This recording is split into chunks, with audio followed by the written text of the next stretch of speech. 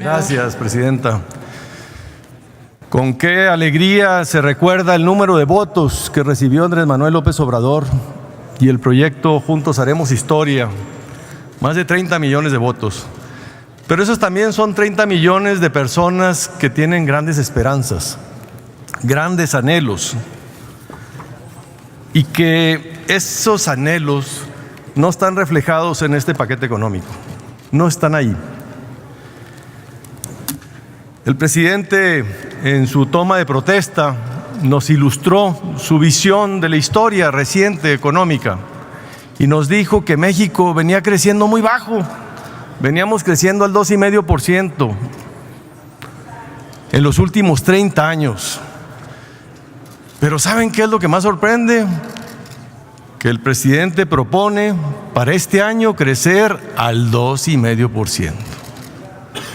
Pero no solo para el 2019, para el 20, para el 21, para el 22, para el 23, para el 24, el promedio de crecimiento de todo el sexenio que está aquí dice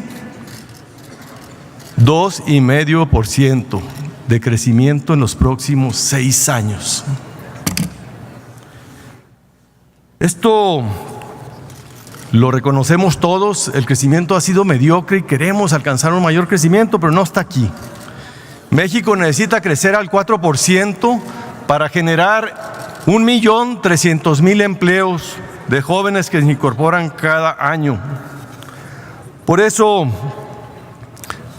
también es importante mencionar que es iluso pensar que con menos crecimiento económico, porque va a haber menos crecimiento el 2019 que el 2018,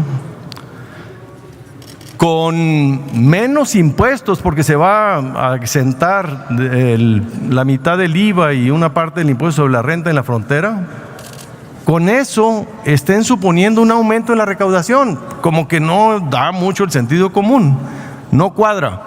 Una economía más lenta, que crece menos, menores impuestos en la frontera y se recauda más. Se estima aumentar 7% el crecimiento de los ingresos tributarios respecto a lo aprobado en 2018, es decir, se estima que cobrar 263,000 millones de pesos más en el 2019 de impuestos que los que se cobraron este año. Con este paquete económico que incluye varias cosas, incluye el criterios generales de política económica, asume modificaciones fiscales, contiene la ley de ingresos y un presupuesto de egresos, se fortalecen las políticas económicas centralistas, asistencialistas, pero sobre todo nostálgicas. Nostálgicas porque asumen que el desarrollo de las regiones se genera, ¿saben cómo? Con ferrocarriles, como don Porfirio. Hace más de 100 años, así piensan detonar el crecimiento, poniendo los ferrocarriles a la vieja usanza porfiriana. Asumen nostálgicamente que los rezagos sociales se solucionan, ¿saben cómo? Asistencial, con políticas asistencialistas de subsidios y transferencias al más puro estilo del ogro filantrópico. Asumen y son nostálgicos porque establecen que la política energética en México se debe seguir fincando, ¿saben dónde? En los hidrocarburos. Cuando ya todo el mundo está viendo las energías limpias, renovables, nosotros le vamos a apostar a las refinerías y al petróleo, lo que contamina. Por eso hay que recordar que en menos de 30 años muchos países ya no van a usar gasolina en los automóviles. Hay que recordar eso antes de hacer más refinerías. También representan cuentas alegres las estimaciones de la plataforma de producción petrolera. La plataforma viene creciendo año tras año. En 2017 bajó un 9%, 2018 un 8%, y en estos supuestos, ¿qué creen? Ya no se va a seguir bajando la plataforma de exportación, sino se va a recuperar mágicamente, porque todavía ni entramos y ya estamos asumiendo que las cosas van a cambiar.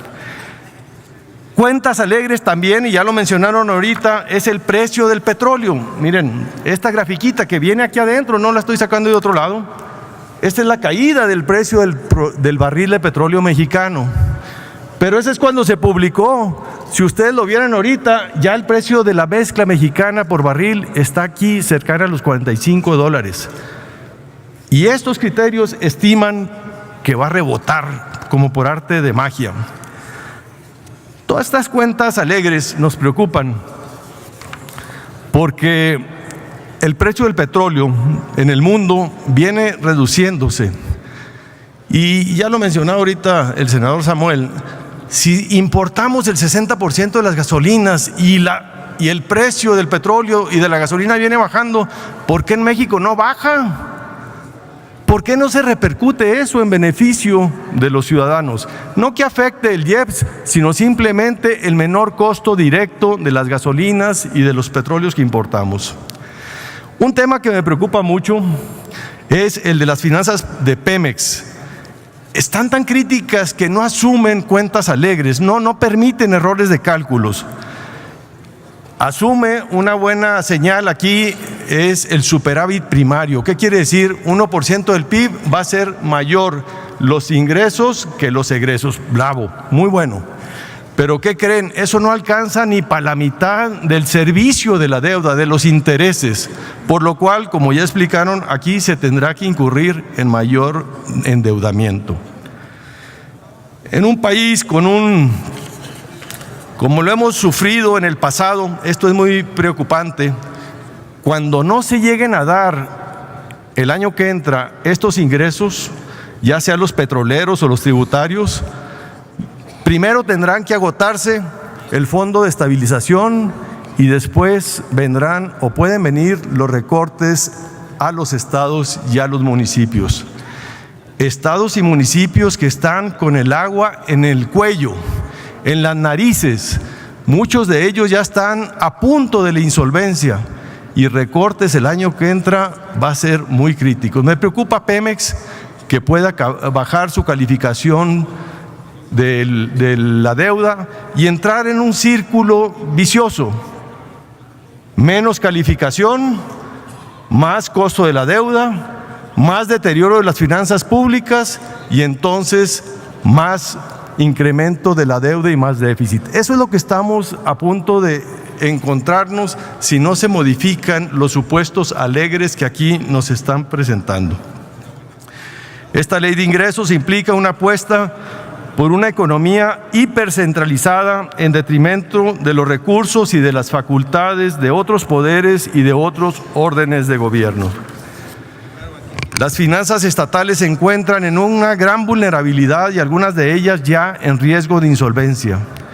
Todas estas realidades no están atendidas en este paquete económico y esta baja en la calificación de Pemex puede implicar este riesgo de menor calificación y mayor costo de la deuda, no solo del sector público, sino de toda la economía, de las empresas y de las familias mexicanas. Aún no estamos en ese lugar, debo ser honesto, pero el riesgo ahí está. Y no se advierte en esto un manejo prudencial. No hay criterios conservadores, son criterios optimistas. Están en el lomo de un venado. Se plantea un superávit primario del 1% del PIB, un déficit público del 2% del PIB y una meta de déficit de requerimientos financieros del sector público de 2,5% del PIB. Se seguirán presionando las finanzas públicas dado que el superávit primario no alcanzará a cubrir ni el 50% del servicio financiero de la deuda. Se esgrime que la deuda en México está bajo control, que representa solo el 50% de su economía, pero esta es una forma engañosa de medir. El riesgo no se debe de medir en qué porcentaje de la deuda pública respecto a la economía del país, sino cuál es el porcentaje de la deuda pública respecto a los ingresos del sector público. Y México, amigas y amigos senadores y senadoras, somos de los más bajos en recaudación de impuestos en el mundo. Por eso la deuda implica un alto riesgo, porque no recaudamos muy poco, recaudamos el 13% del PIB. Brasil 3 veces más y el promedio es del doble. Por eso todos estos riesgos, todos estos desbalances seguirán quedando pendientes para los mexicanos hasta que podamos contar con una política económica, fiscal y financiera que esté blindada de vaivenes, de buenas cuentas alegres y de ocurrencias. México debe ver al futuro con audacia y no anclado al espejo retrovisor del carro de la historia, invadido por la nostalgia de ese nacionalismo revolucionario o el desarrollo estabilizador que están mucho más lejos de nosotros que el futuro que ya está aquí. Muchas gracias.